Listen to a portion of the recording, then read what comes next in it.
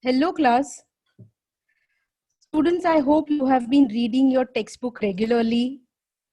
Reading the textbook will help you know all the aspects of the lesson, the characters, and so on. Especially this particular section, section 4, the novel section. It is very essential that you go through all the lectures that are being covered, go through your textbook really well. I know the lessons, the novels that have been taken are a little long, but then I'm sure you all can do it. All right. Now, about this particular section, the novel section, we are doing 4.4, the sign of foe. This is the last novel in the textbook. The earlier lectures I have covered the outline, the synopsis. Okay, so you know the background of the novel. Now today I'm going to start with first chapter. You have two chapters for the studies, for the exams. After the entire novel, you have chapter 2 and chapter 3 that have been taken and which we are expected to know. Okay, the entire novel, the outline of the novel was given so that we are able to understand what exactly the novel is all about. But for exam perspective, we are just supposed to know chapter 2 and chapter 3 in detail. Okay, so today I am going to take chapter 2 that is there for the exam. Now, before that, I repeat again, students, you will not understand this, okay, till you go through the outline, the synopsis, the plot of the novel that are already covered in the 3 lectures. I have dedicated separate lectures for each one of them. Okay. Now here coming to, as we can make out, it's only chapter 2. So chapter 2 is just the beginning of the novel. Now you will notice that as I'm going through, I'm going to do it in detail. I'm going to read it, the entire lesson. I'll explain. But students, as we are reading, you'll find out that who is narrating it. We'll soon come to know. And students, at that time, you need to think without me telling you, before me telling you, if you have actually read the outline and the plot and everything. All right, students, you'll come to know that the novel is from whose perspective or point of view. So shall we begin? Here we go. The sign of four, chapter 2, the statement of the case. That is, here is the beginning of the statement of the case. We are given a background of the case. Okay. So, Miss Motson, yes, she's the lady. She's the main lady who has come with the complaint. Okay. Or she's there in deep problem. Miss Motson entered the room with a firm step and an outward composure of manner. So this first sentence describes her. How is she? She's firm step, tells us that she's very confident. Outward composure means she's very calm. She's headstrong. She knows what she is doing. Okay, she's not the usual, the one who's really scared, hesitant. She's not that type at all. Okay, so she was a young lady, small, like she's not very tall, dainty, that is very simple looking, well gloved. Okay, in those days, all right, in Europe, it was a usual trend to wear gloves. Okay, and according to climate also. Dressed in the most perfect taste, means she was very simple dressed. Okay, there was, however, a plainness and simplicity about her costume, which bore with it a suggestion of limited means. So, you know, here by looking at this particular sentence, we come to know that how is she? She is absolutely simple dressed. Okay, her dress was very somber, that is dull looking. It was not even very bright. Okay, grayish beige. Beige is a faint color, you know, as dull color. Untrimmed, unbraided hair. Okay, unbraided is without a plait. Her hair was not tied, it was open and it was even untrimmed. So, you know, all these details about her character tells us that Miss Motson was a very simple girl, okay, but she knew what she was doing. Okay. She wore a small turban of the same dull hue. Hue is color, shade. relieved only by a suspicion of white feather in the side. Okay, so from top to bottom, she was dressed in absolutely dull clothes. The color, the shade of her clothes was a dull color. All right, so all this thing showed that she had very limited money to spend upon. Okay, so then the only breathing was the white feather. Apart from that, everything was just, dull. Her face had neither regularity of feature nor beauty of complexion, but her expression was sweet and amiable. Her large blue eyes were singularly spiritual and sympathetic. Okay, so which means her face was also very ordinary. We can make out, her hair was also untrimmed. So probably she was not spending a lot on herself. Okay, she was just spending basics. But students, then apart from her clothing and her looks, there was something sweet about her, and that was her expression. It was sweet and amiable. That is, she was very friendly looking. She had really attractive eyes. Okay, so in an experience of women which extends over many nations and 3 separate continents, I have never looked upon a face which gave a clearer promise of a refined and sensitive nature. So, the writer, according to writer, he's come across so many women, not just in his country, but in 3 separate continents. So this particular line tells us that how much has the narrator traveled. Okay, so he says this particular face was absolutely clear.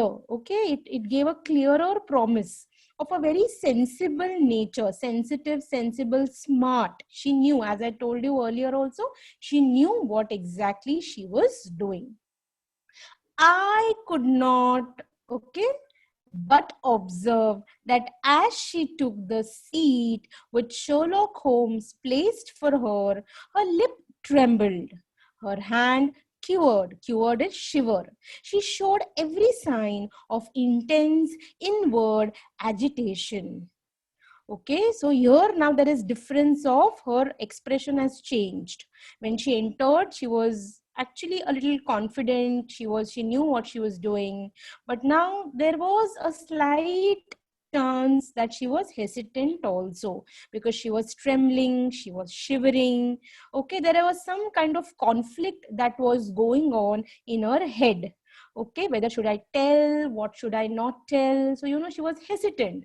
How could I reveal my personal details? Probably that was what going on in her head. Okay, now students, did you notice the pronoun I?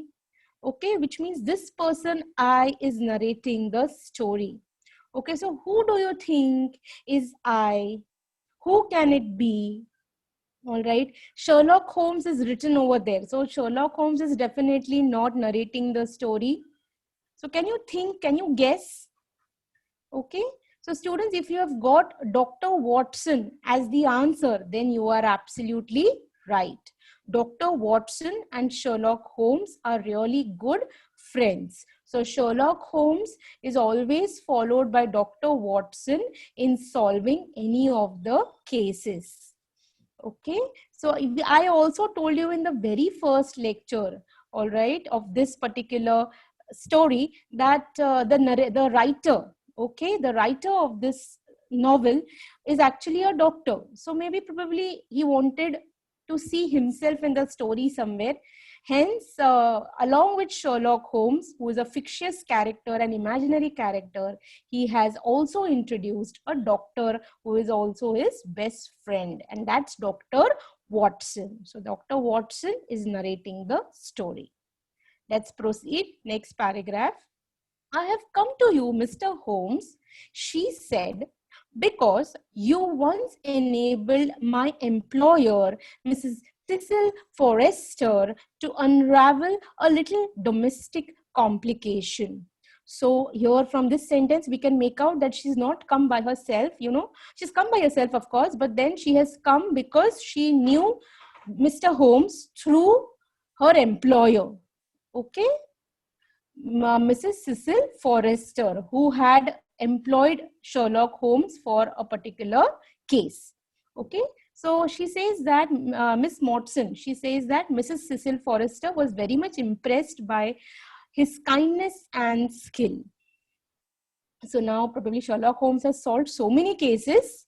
Okay, still, all right, next paragraph. He says, Mrs. Cecil Forrester, I believe that I was of some slight service to her. The case, however, as I remember it, was a very simple one. So, this sentence tells us that Sherlock Holmes has really solved multiple cases. He has solved multiple cases, and probably this case of Mrs. Cecil Forrester was a very simple one. So then Miss Watson, she continues, she did not think so, but at least you cannot say the same of mine. All right, she says that even though her case was simple, now Mrs. Watson case is not that simple. Let me just scroll to the right hand side, students. Okay, here she says, I imagine anything more strange, more utterly inexplicable than the situation in which I find myself. She says, my situation, I'm sorry, my situation I cannot explain. It is inexplicable. It's a very strange situation. So this was the very reason that she was shivering. Okay, there were conflicts going on in her head, and that's because of this thing. She was thinking whether I should narrate my story, share my grievance with a stranger, or should I not. Next paragraph. Holmes rubbed his hands.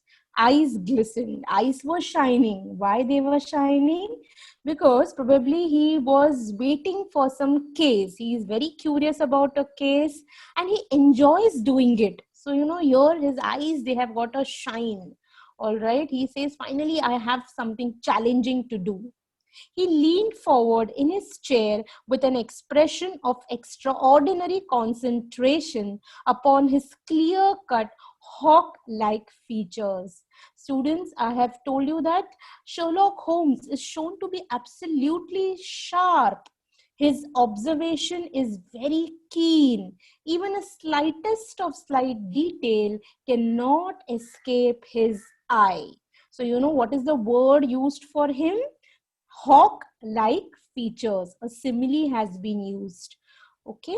State your case. That means tell us your case, said he in a brisk business tone. All right. So it was absolutely professional for him. He was not interested in any kind of gossip or any kind of other nonsense, but he just wanted to solve the case. So next paragraph. I felt that my position was an embarrassing one. You will, I'm sure, excuse me, I said, rising from my chair. So, since she was only talking to was only talking to Sherlock Holmes. All right, Dr. Watson felt that probably he was not required in that room. He felt a little embarrassed, awkward. And so he said, I think you should excuse me. And he just got up to go. Okay.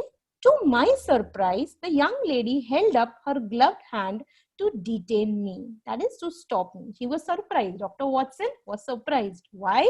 Because this particular girl, Miss Watson, she told him to be seated. Okay. And she said, if your friend would be good enough to stop, he might be of inestimable service to me. Okay, so she says, she said that maybe your friend also can help me out. Inestimable service, a service that cannot be counted, invaluable, something whose value cannot be counted. Okay, so I relapsed into my chair. So again, students, remember I, wherever there's I in the story, it's I is meaning it's Dr. Watson. So Dr. Watson had tried to get up, but then he was told to sit. Next paragraph, briefly, the facts are these. Students, you have, it's very often said that one should not hide anything from a lawyer and a doctor. So here also she is, even in spite of her hesitance, in spite of her embarrassing situation maybe, but she's ready to state her case. The facts are these. My father was an officer in an Indian regiment who sent me home when I was quite a child. My mother was dead. I had no relative in England. I was placed in a comfortable boarding establishment at Edinburgh, and there I remained until I was 17 years of age. So, what are the details that she's sharing? Number one, her father worked with the Indian regiment. So, he's a part of the armed forces. All right, and when this girl, Miss Motson, was really very small, he sent her back to England. Okay, my mother, her mother was dead. She had no relatives, so she's probably put up in a boarding school. Okay, she remained there till 17 years. Then she continues, in the year 1878, my father, who was a senior captain of his regiment, obtained 12 months leave and came home. Students, in that time, during those days, the only way one could travel was in a ship. And traveling by ship, the voyage took many long years. Okay, it took many months, in fact. So he had taken a good leave of 12 months because he felt that probably I'll spend many months traveling. Okay. He telegraphed me from London that he had arrived all safe, directed me to come down at once, giving the Langham Hotel as his address. So he has called her.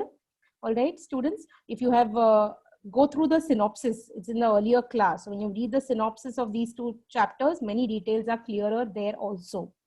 Okay, so he told her to come there or to a particular hotel. His message, as I remember, was full of kindness and love. Definitely, he was meeting his daughter after a long time. On reaching London, I drove to Langham. So here students, please notice this is all in inverted commas. We put inverted commas when somebody's exact spoken words are marked. Okay, somebody's exact spoken words are marked, and we want to show that we use double inverted comma. So here I in this double inverted comma everywhere is this girl, Miss Motson. Okay, I waited all day without news of him.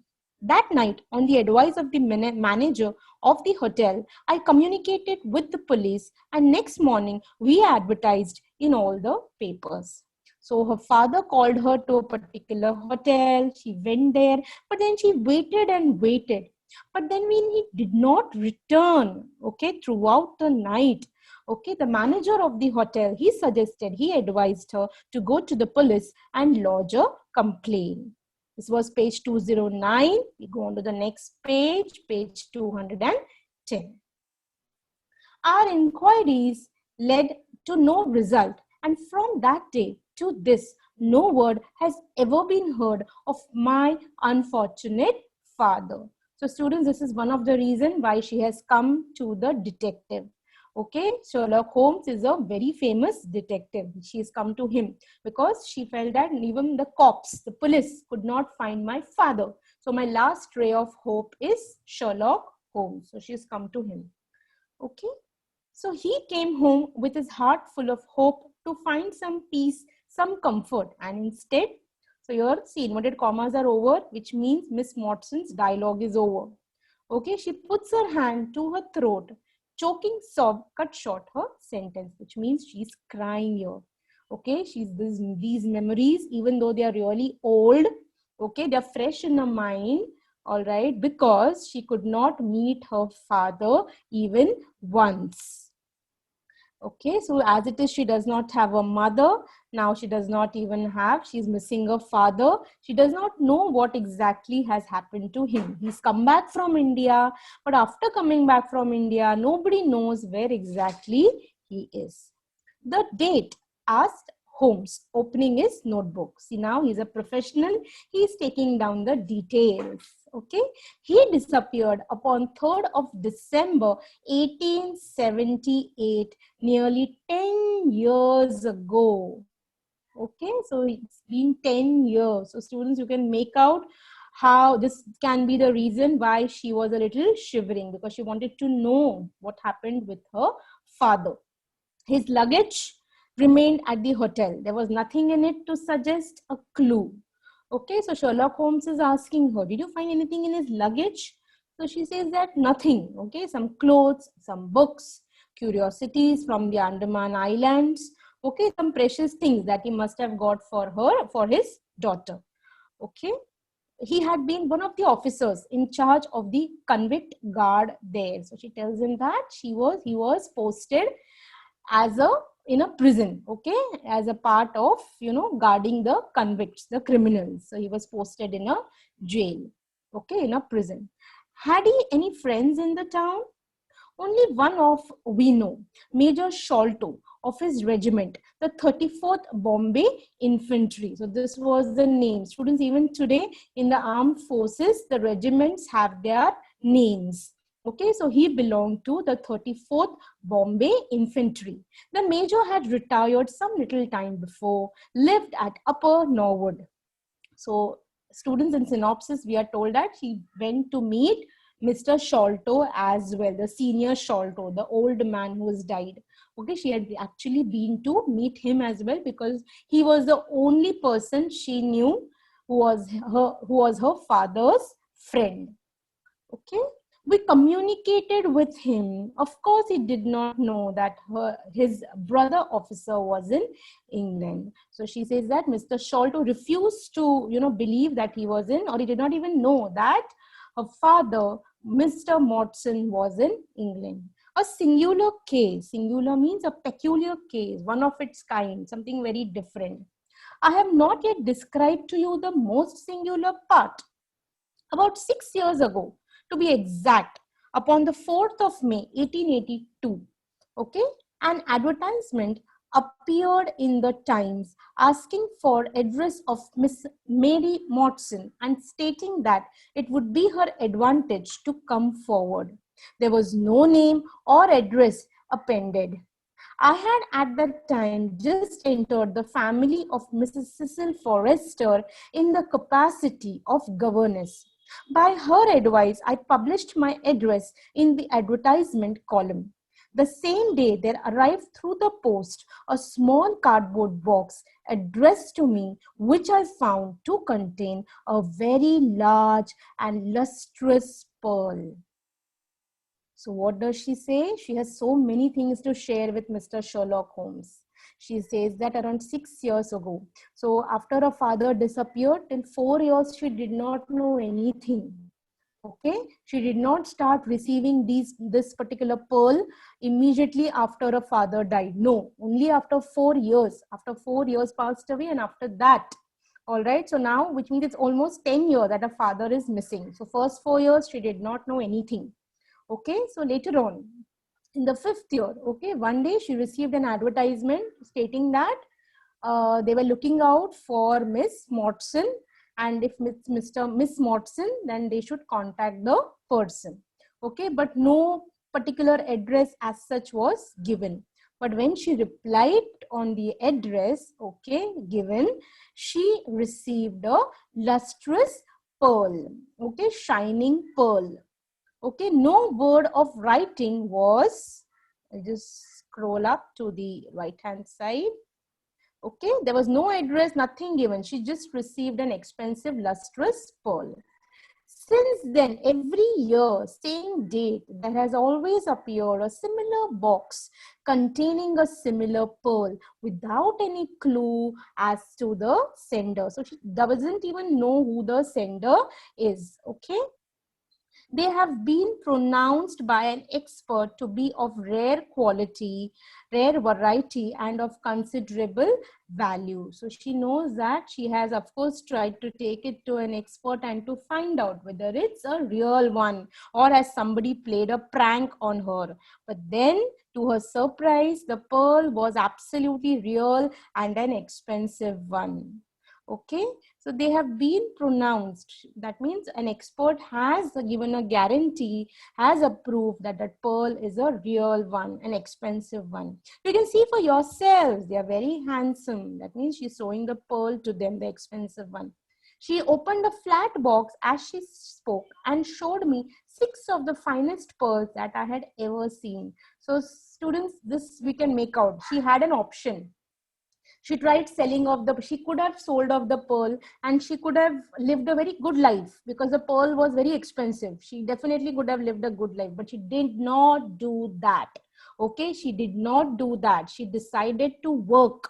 In the earlier paragraph, we come to know that she was working as a governess. Governess is a teacher, a caretaker at Mrs. Cecil Forrester's house. Okay, that is where she met Mrs. Cecil Forrester, who was also her employer. So students, we can make out that this lady, this girl is very hardworking. She's decided to work hard and she's already working hard. She doesn't want anything for free. And probably she was hesitant as to who has sold her, sent her the pearl. Are they, am I supposed to spend them? What if somebody comes and asks her for the pearl? So, you know, all these questions probably were going on in her mind, and hence she had decided not to use them. So she shows them all 6 pearls. So everything was just going smoothly. Why did she suddenly come to Mr. Sherlock Holmes, and that too after 10 years after her father has disappeared? Okay, there is something we come to know in the next paragraph now. Your statement is most interesting, said Sherlock Holmes. Has anything else occurred to you? Have you experienced anything else? Yes and no. Later than today. She said, I did not know anything about it till now, but then today I have also received a letter along with this pearl. Okay, so now they read the letter. She hands over the letter to Mr. Sherlock Holmes. The envelope too, please. So look at, I said, no students, it's really interesting to read and enjoy how Sherlock Holmes has an eye for details. He just doesn't look at the letter, he also looks at the envelope too. Okay, and he reads that. The envelope too, please. Postmark, London, SW, date 7 July. You know, he's trying to read the address. Man's thumb mark on the corner, probably postman. Best quality paper. So, you know, look at it. We normally, when we read a paper, we just read whatever is the material, the content, and we probably discard it, or whatever we needful is to be done, we do it with it. But then here, students, he has found out that the paper is of good quality, an expensive one. Okay, best quality paper. Okay, envelope at 6 pence a packet. So particular man in his stationery. Okay, so no address. So maybe he finds that this somebody who has written this has spent money on, has used good quality paper, good quality envelope. So maybe he likes to use expensive stuff. But be at the 3rd pillar from left outside the Lyceum Theatre tonight at 7 o'clock. If you are distrustful, bring 2 friends. You are a wronged woman and shall have justice. So, you know, this letter, all right, somebody has asked her to come to the Lyceum Theatre that night at 7 o'clock. If she did not trust that person, the owner of the letter, the one who has written the letter and sent her, she was okay to bring 2 of her friends. And the letter also says that she has been wronged, which means some kind of injustice has happened with her. Okay, so probably that person wants to give her justice. Okay, so do not bring police. So your students, she is really scared because now she does not know. If she is not able to inform, if she is not supposed to inform police, then what is she supposed to do? How can you just trust the person, somebody who sent a letter? Okay, so there are a lot of questions going on in her head. If you do, you will all be in vain. Vain is trouble. Don't do it. Okay, your unknown friend. So this is the reason that she was shivering. Okay. Well, really, this is pretty little mystery. What do you intend to do, Miss Watson? So, you know, your Sherlock Holmes is asking her, what do you actually plan to do? Yeah, the letter is calling you, but do you really plan to go? So, next paragraph, this is exactly what I want to ask you. Then we shall most certainly go, you and I. And yes, why? Dr. Watson is the very man. Your correspondent says 2 friends. He and I have worked together before. Okay, so he does not know what's going on in her head. Okay, so he is asking her, do you want to go? So she again throws a question at him. She's asking him, exactly, this is what I want to ask you. Okay, should we go? Then yes, we can go. You, me, and of course Dr. Watson, because the letter says that it is 2 more friends. And Sherlock Holmes has a lot of trust and faith in his friend, the doctor. All 3 of them decide to go. But why would he come? She asked with something appealing in her voice and expression. I should be proud and happy, said I fervently, if I can be of, next page, any service. You are both very kind. So your students, now I just go back to the previous page. All right. Why would he come? She asked. Okay, she is really hesitant. Why should we take him? All right. But then here immediately Dr. Watson has grabbed the opportunity. As I've already revealed in the outline of the novel, that Dr. Watson is secretly in love with this particular lady, Miss Watson, probably love at first sight. And so he wants to accompany her. I should be proud and happy, he said. He's hesitant, but still he says with confidence, fervently, with confidence, he says, I should be, happy and proud if I can be of some use. Next page, 211. Okay, you both are very kind, she answered. I have led a retired life. I have no friends whom I could appeal to. If I'm here at 6, it will do, I suppose. So look at here. She's led a retired life. Students, retire meaning a lonely life. Your retire meaning not what people do when they are old. Okay, that is not what retired life means over here. Okay, in this lesson, I have led a retired life means she's led a very lonely life. She does not have any friends. Okay, not any friends whom she could approach. So she says, if I've been called at 7 o'clock, I can be here by 6, I suppose. You must not be later, said Holmes. So Holmes says, don't be late. There is one other point, however. Is this the handwriting the same as that upon the pearl box addresses? So probably he's asking her that is this the address same as all the letters, all the addresses, the handwriting on the other envelopes when she's received the pearl? So he wants to confirm the handwriting now. She says, yes, I have them here. And she produces all those envelopes, the 6 envelopes, all of them to him. Okay, you are certainly a model client. Even she's prepared. All right, she's got all the proofs that she has with him. All right, so even he's really impressed. So you are a model client. A client should be like you. You have the correct intuition. Intuition is an idea. Okay, let us see now. He spread out the papers upon the table, gave little darting glances from one to another. Okay, darting is just flying, quick look. He was looking at this envelope, 1, 2, 3, 4. He looked at all of them quickly. They are disguised hands except the letter. But there can be no question as to authorship. He says that we don't know, that the identity is just not revealed. Okay, identity is just not revealed of the person anywhere. The person also has taken a lot of he's very careful, taken a lot of precautions. Okay, but he says that yes, it's the same person. That's what he says. See how irrepressible Greek will break out, and see the twirl of the finals. They are undoubtedly by the same person. Okay, so he is inspecting the handwriting of the letter.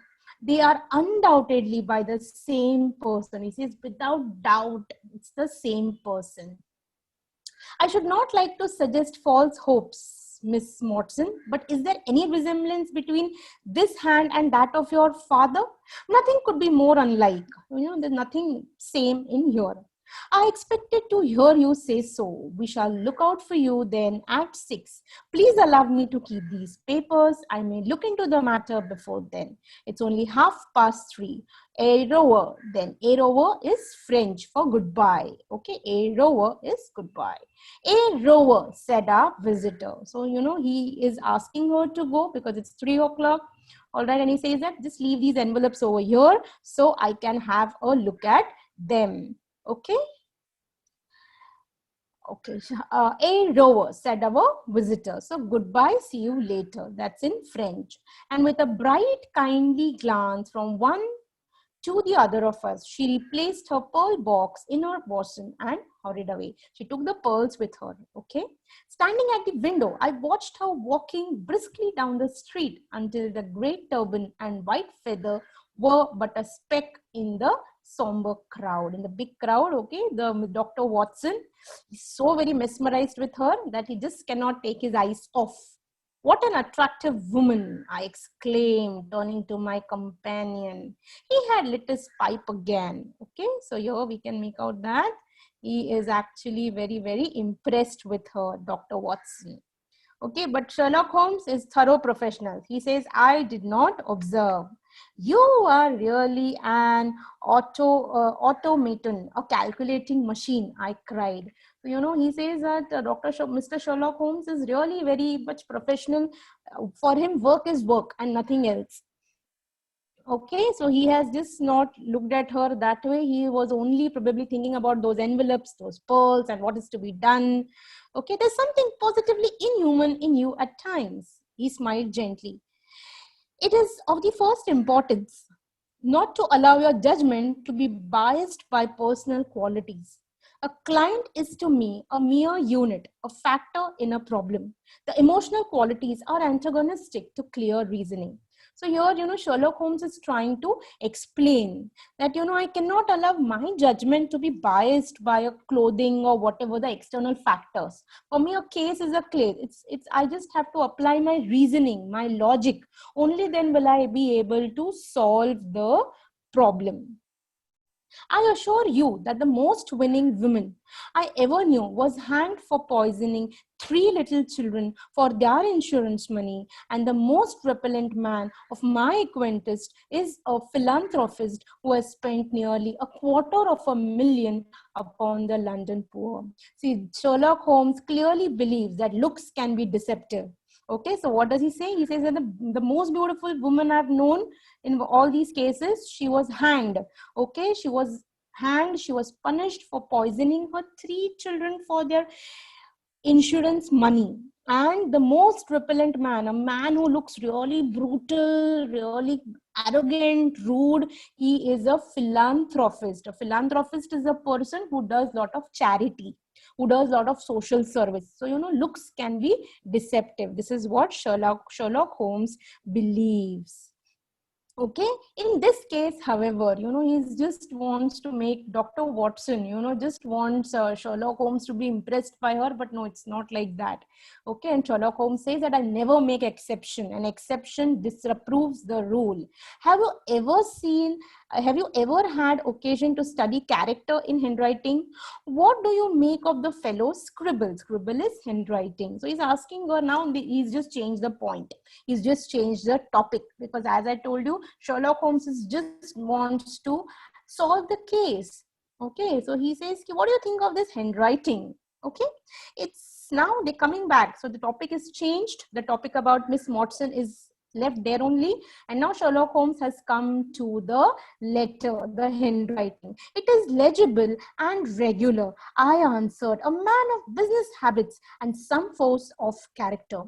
So Dr. Watson is also equally as sharp as Sherlock Holmes, and hence that is why they are always together. Okay, so here he feels that handwriting is quite clear, legible is clear, regular. Okay, the man is used to writing. Holmes shook his head. Look at his long letters. So, they are here describing the letters. They are comparing this. D might be an A, I1 might be an E. So, they're trying to discuss the letters. I have some references to make. Let me recommend this book. One of the most remarkable ever penned. So, now probably again Sherlock Holmes has changed the topic.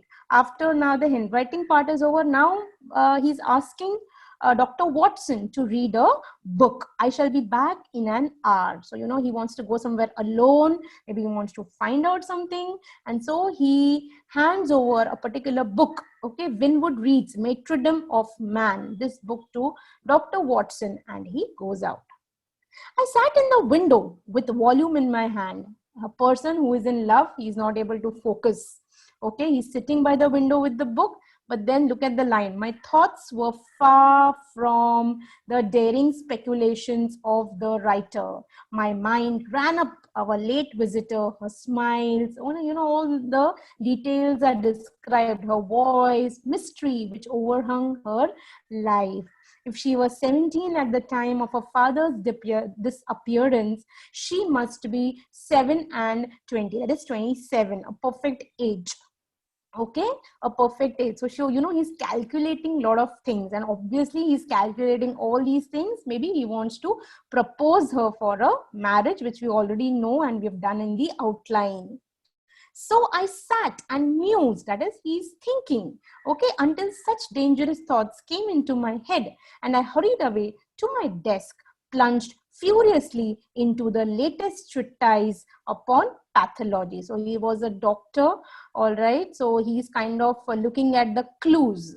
Okay, he's looking at the clues, all right, and he was reading something about pathology, which is like, you know, something to do with germs and marks, prints, fingerprints, etc., etc. What was I, an army surgeon with a weak leg and a weaker banking account, that I should dare to think of such things? She was a unit, a factor, nothing more. If my future were black, it was better surely to face it like a man than to attempt to brighten it by mere will-o'-the-wisps of imagination. Okay, he is thinking, how can he become so very, you know, dicey and so very confused? He should not be like that. Okay, he should not be like that. He says she was just a unit, one factor, and he should not think of her that way. Okay, he should not think of her that way. Okay, so this is the end of this chapter 2. Okay, we have one more chapter to do, which I'm going to deal in the next lecture. So till now, students, you all should go through it, and till then, bye bye. Thank you.